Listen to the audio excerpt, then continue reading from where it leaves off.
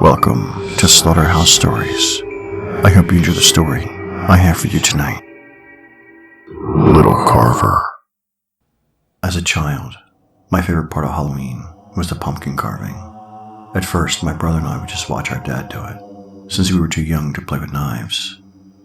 But as we got a little older, we were allowed to make our own. I was much better at it than my brother, but he didn't seem to mind. He wasn't into the artistry of it as much as I was. I loved it so much that our dad would take me back to the pumpkin fields every few days so I could continue creating my masterpieces.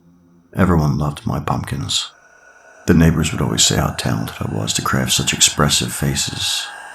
My dad started calling me his Little Carver. I even started carving pumpkins for people in my neighborhood.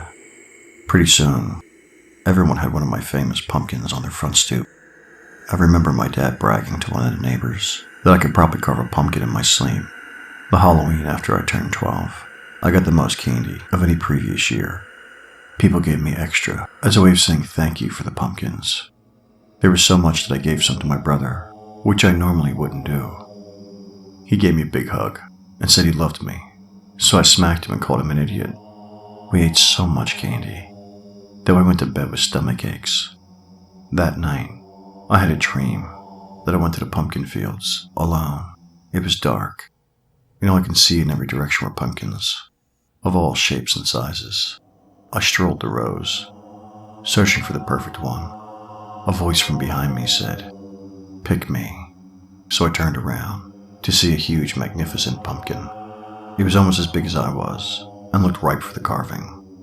A knife appeared in my hand, and I went to work, stabbing and slicing, as inspiration took over. When I was finished, it was the greatest creation of my young life. Brimming with pride, I took a step back and admired my achievement with a satisfied smile.